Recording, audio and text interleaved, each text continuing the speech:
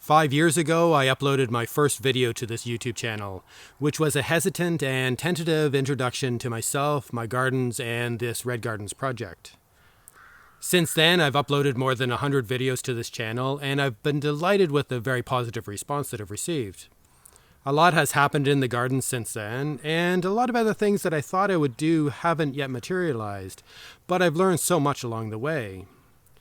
I've also changed how I approach the work that I do, or at least how I would describe it within the context of this rapidly changing world. So I thought I would mark the 5-year anniversary of this YouTube channel with an updated introduction to this Red Gardens project.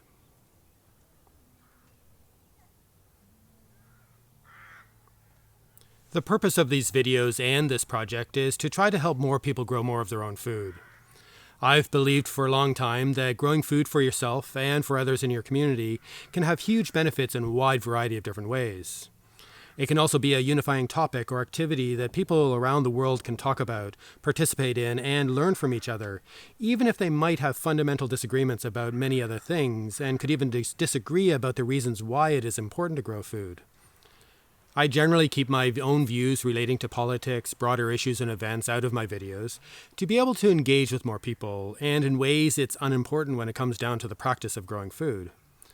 But there are issues that definitely frame and impact how I approach the diverse aspects of growing food, and very generally, I'm mainly concerned about improving community food security, developing resilience at a local level, and addressing some of the key environmental issues that we face. And it is these issues that typically guide the explorations that I do and provide a basis for evaluating different methods and techniques that I try out, especially with the largest and longest established part of the Red Gardens project, which is a series of 7 family-scale gardens.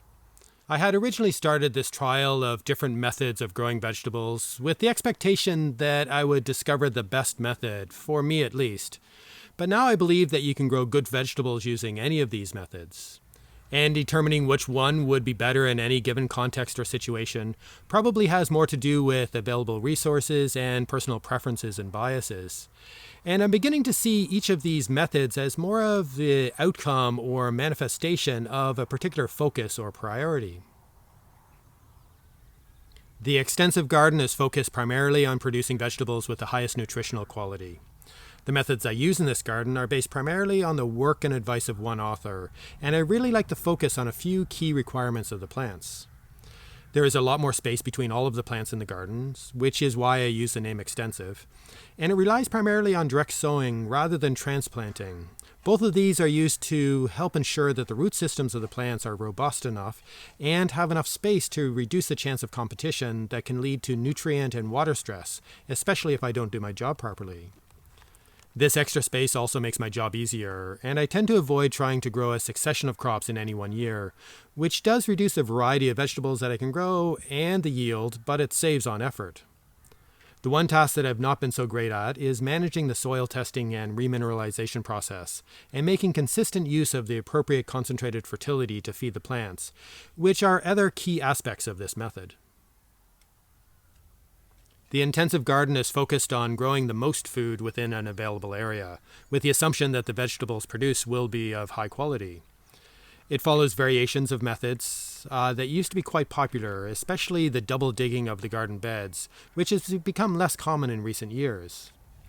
I still like to focus on deeply preparing the beds and mixing the compost deep into the soil so that a greater volume of fertile soil can support a greater number of plants, even if it is a lot more work.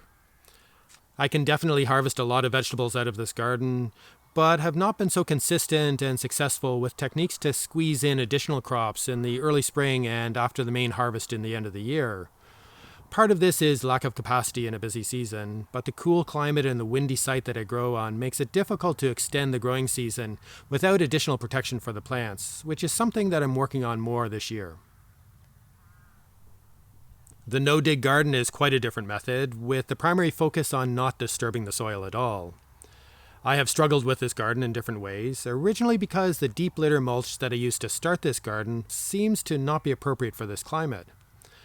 I switched to the increasingly popular method of mulching with a thick layer of finished compost a few years ago, and the garden is definitely improving, but I'm still able to get better quality vegetables out of some of my other gardens, and I find that very intriguing. I suspect part of this is due to the time it takes for the compost to fully benefit the soil, and I'm still trying to work through how best to manage this garden. I also struggle with the popularity of this method, leading lots of people to assume that it's simply the best method, and I do get tired of this form of no-dig being presented as the obvious solution for all contexts. And for me, I'm not quite sure if it is better than the other methods. It definitely has its benefits, but it is not without its issues, especially if the amount of compost needed is not readily available, which I've needed to buy in for this garden.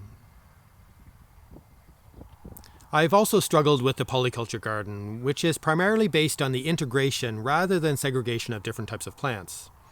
I've found that this method or approach is largely untested, with very little information out there about how to manage a garden based on mixing of a wide range of vegetables, especially for this climate.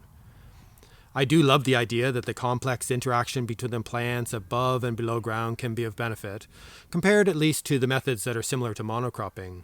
And I'm interested in the possibilities of substantially higher yields that could theoretically come from this kind of system. But I've also struggled to figure out how best to grow in this way, to figure out what kind of collection of different types of plants work best together, how to mix them within the bed, and determine appropriate densities of the plants. I feel that this method is much more suitable in a location close to the house, where daily harvesting and tending can ensure a more successful cropping of many of the plants. But the location of the gardens away from the house and the fact that it is one of many that I need to tend to means it doesn't get the attention that it probably needs. I keep trying different planting strategies, with a new one this season, to find something that works better for my context and my own personality and way of working. And it definitely feels like the garden that I have the most to learn about, with all of its potential complexity. The simple garden, on the other hand, has been much easier to manage, but then I did design it specifically with that in mind. While all the other gardens are based off of the ideas or recommendations of others, I developed the approach for this garden myself with the aim of significantly reducing the attention and work needed, but to still produce a lot of food.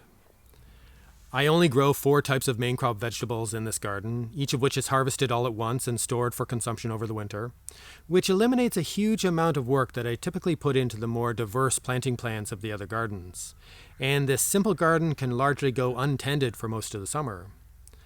I rely on the assistance of ground cover fabric and a carefully designed simple crop rotation system, which includes sheet composting to avoid the need for managing compost piles, and with only 1/3 of the soil being cultivated each year when the potatoes are dug out. It is not the only supply of vegetables that I would rely on, of course, but this approach can easily produce an abundance of very useful, storable crops, and it can produce a lot of food with much less effort than the other gardens. The Polytunnel Garden has a very different fundamental focus of creating a much more appropriate microclimate to enable the growth of a wide range of different crops throughout the year. And it is my favorite garden out of the set, not least because it's a very pleasant place to work in for a lot of the season, especially when it's cold, wet, and windy outside. And the plants seem to like it for the same reason, with much faster growth and easily double the yields of any of the other gardens. And I can also grow tomatoes, cucumbers, peppers, beans, aubergine, and other heat-loving crops that would really struggle to produce anything in the outside gardens. It is a lot more work on a weekly, if not daily basis, partially because of the greater number and range of crops to sow, manage, and harvest, as well as with a lot of watering and opening and closing of the doors in the changing weather condition. I've also put in the most work and resources to develop the soil fertility in this protected growing space, which helps to make everything grow so well, and I feel more confident with how to manage this garden compared to the others, though there are always issues to deal with. The 7th garden in this set was to focus on mainly growing perennial crops, and it is the one that has been least successful. Most of this is because I just didn't put in the work to manage it properly, and also that there's not a lot of perennial vegetable crops that will grow well in this climate. I also let scotch or couch grass invade the beds, which is almost impossible to remove from within and around the perennial plants. And because I started the beds as a type of hugelkultur with lots of wood buried under the soil, I could not dig out this invasive weed as I would have in some of the other gardens without causing a lot more disruption, and it has now taken over. So the further development of this garden will need to wait until I'm able to eliminate the invasive root system of this weed through mulching and the use of ground cover fabric. And I'm hesitant to start again until I'm confident that it has been eliminated, but hopefully next year. The other significant part of this project is a larger area which I call the Black Plot, which has been mostly undeveloped for the past few years, mainly because I've not had the time or capacity. This space was originally intended as a place to explore growing vegetables at a larger scale, to try out techniques used within market gardens, and to help supply more local vegetables to my community. And that is still the plan, but it's also the space for a lot more explorations that don't really fit well into the family scale gardens, including variety trials, seed saving, comparing different methods of building fertility, or for developing no-dig beds. For the past few years, I've only managed a large polytunnel in this area, but there is a lot more space to develop, and with the help of Chris, hopefully a lot more of the growing space will be established this year, including another polytunnel. This is the main area of future expansion for this project, with so many more opportunities to explore and lots of space to work in. The name Red Gardens Project originally came as a shortened form of Research Education Demonstration, which then became Research Education Development, as it seemed to be more of an R&D project, and in many ways it still is. But I'm not sure if this description adequately captures some important aspects that have evolved through the explorations and trials and with the videos on this channel. I tend to focus more on trying to understand why things happen, looking at the flaws and failures as a valuable way to learn, to try to determine the context or conditions in which different methods, theories, and options would be more appropriate. I attempt to be open to different methods and possibilities, though my own biases still often get in the way of that. But to not necessarily accept the perception and opinion of others, no matter how common or popular, until I've had a chance to try them out to the best of my abilities within my own context, to gather my own evidence. This is where having multiple gardens can be of huge benefit, to enable a wide variety of different comparisons. I also try to make videos about what I have done or observed, to share what happened and why I think it happened, rather than to talk about what I'm about to do and what I expect the results to be. And I also try not to give any advice. There are lots of other channels and resources out there that are much better at providing those how-to guides or simple options that so many people find really valuable, especially when they're just starting out growing.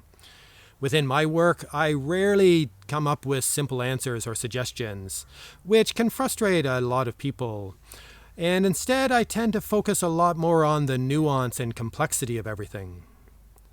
These days, I feel the term praxis better describes what I do and how I approach all of this, in continually focusing on exploring different ways of doing things, and in a way, learning how to develop appropriate practice.